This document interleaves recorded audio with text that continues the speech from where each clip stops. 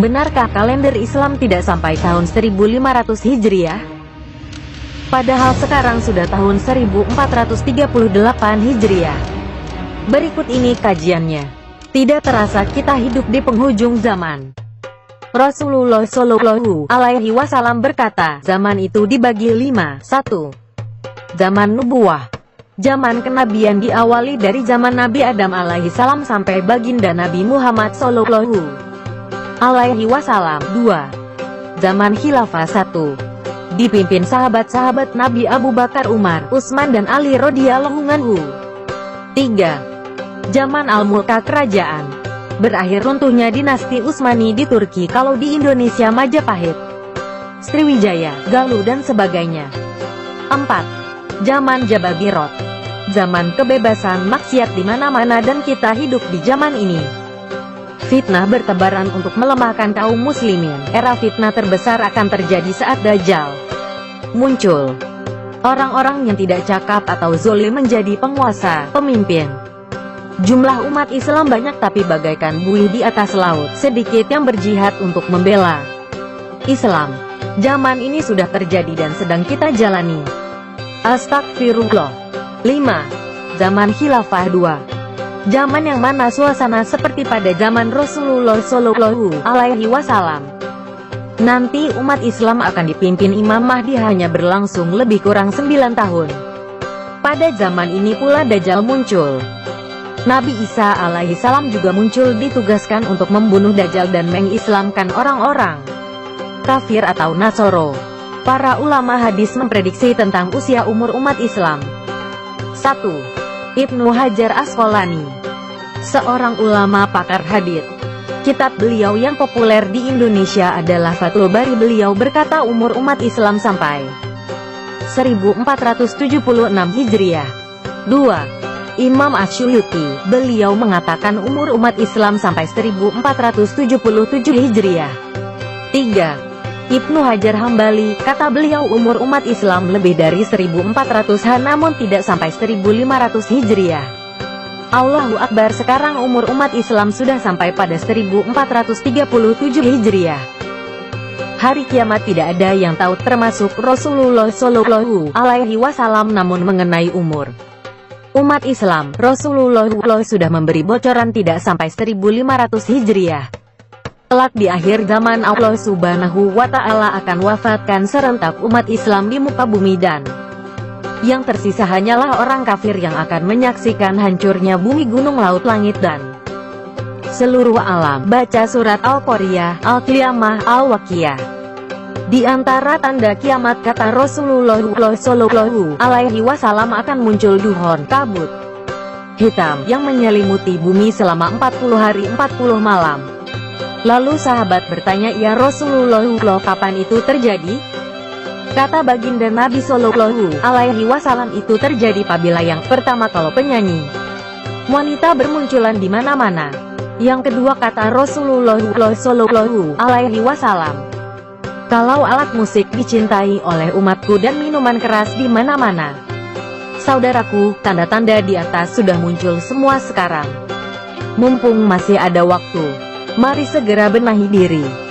Perbaiki kualitas ibadah dan perbanyak amal solih untuk bekal di akhirat nanti. Wallahu a'lam. Sudah siapkah kita? Kajian ilmiah seluruh pakar iptek di timur dan barat sudah 100% membenarkan peringatan Rasulullah 14 abad yang lalu ini. Dan janji Allah pasti benar dan tepat. Badan Meteorologi dan Geofisika menyatakan bahwa akan terjadi kemarau panjang yang akan melanda dunia. Diperkirakan kemarau panjang tersebut akan dimulai tahun 2019 hingga 2022. Cadangan air dunia saat ini hanya tersisa 3% saja. Lalu apa artinya informasi ini bagi kita? Artinya adalah keluarnya Dajjal telah sangat dekat. Dan munculnya Imam Mahdi telah berada di tengah-tengah kita, tanpa kita sadari. Ini berarti apa yang disabdakan Rasulullah telah terbukti dalam hadits tentang kisah Tamim Ad-Dari. Keluarnya Dajjal ditandai dengan keringnya danau Tobaria, Tiberias, keringnya mata air Zugor, dan pohon kurma Baisan tidak berbuah lagi. Dan jika kita mengikuti perkembangan informasi terakhir tentang 3 pertanda tersebut, sudah nyata terjadi. Sudah 2 tahun ini, pohon kurma di Baisan tidak berbuah lagi. Diikuti dengan semakin minusnya mata air Zugor. Dan yang paling mencengangkan adalah surutnya air di Danau Tiberias di Israel sudah sangat mengkhawatirkan. Sedemikian, sehingga pemerintah Israel sibuk mencari sumber air lain. Salah satunya perencanaan penyulingan air laut.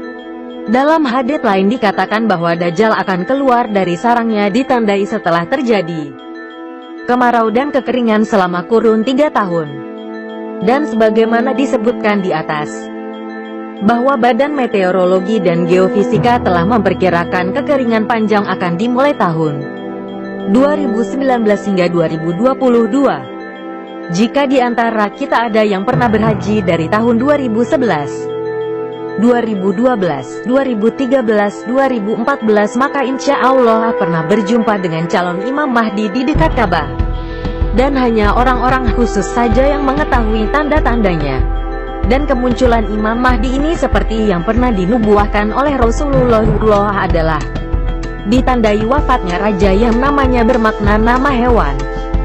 Bisa jadi ia adalah Raja Fat yang artinya singa. Setelah itu terjadi perselisihan dan naik tahta raja yang banyak dosa, kemudian meninggal, kemudian muncul raja yang baik. Bisa jadi ia adalah Raja Salman. Wallahu a'lam. Di masa atau setelah masa pemerintahan Raja Salman inilah terjadinya pembaiatan atas Imam Mahdi. Dari pertanda ayat-ayat kauniyah tersebut, kesimpulannya adalah akhir dari fananya dunia ini sudah demikian dekat. Marilah kita berbuat baik semaksimal mungkin. Dan ajaklah setiap berjumpa sesama muslim dimanapun, untuk semakin bersungguh-sungguh memperbanyak amal akhirat. Allahu Akbar. Kiamat menurut agama Islam ditandai dengan beberapa pertanda. Kita boleh baca novel sampai beribu-ribu kali, tapi baca ini hanya perlu 5 menit. 1. Kemunculan Imam Mahdi. 2. Kemunculan Dajjal. 3. Turunnya Nabi Isa alaihi salam. 4. Kemunculan Ya'juj dan Ma'juj. 5. Terbitnya matahari dari barat ke timur. 6. Pintu pengampunan akan ditutup. 7. Dabah akan keluar dari tanah dan akan menandai muslim yang sebenar-benarnya.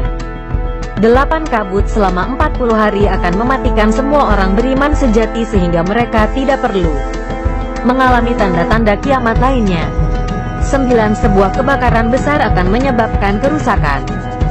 10. Pemusnahan, runtuhnya Ka'bah. 11. Tulisan dalam Al-Quran akan lenyap. 12. Sangka kalah akan ditiup pertama kalinya, membuat semua makhluk hidup merasa bimbang dan ketakutan. 13. Tiupan sangka kalah yang kedua kalinya akan membuat semua makhluk hidup mati, dan yang ketiga yang membuat setiap makhluk hidup bangkit kembali. Nabi Muhammad Shallallahu Alaihi Wasallam telah bersabda, barang siapa yang mengingatkan ini kepada orang lain, akan kubuatkan tempat di surga baginya pada hari penghakiman kelak. Kita boleh kirim ribuan BBM mesra promote BC yang terlalu penting, tapi bila kirim yang berkaitan dengan ibadah mesti berpikir-pikir. Allah berfirman, jika engkau lebih mengejar duniawi daripada mengejar dekat denganku, maka aku berikan, tapi aku akan menjauhkan kalian dari surgaku. Itulah yang dimaksud Dajjal yang bermata satu. Artinya hanya memikirkan duniawi daripada akhirat. Kerugian meninggalkan sholat subuh, cahaya wajah akan pudar. Zuhur, berkat pendapatan akan hilang. Asar, kesehatan mulai terganggu. Maghrib, pertolongan anak akan jauh di akhirat nanti. Isya, kedamaian dalam tidur sukar didapatkan. Sebarkan dengan ikhlas. Tiada paksaan dalam agama, niatkan ibadah, sebarkan ilmu walau 1 ayat. Nasihat kubur. 1. Aku adalah tempat yang paling gelap di antara yang gelap, maka terangilah aku dengan tahajud. 2. Aku adalah tempat yang paling sempit, maka luaskanlah aku dengan bersilaturahim.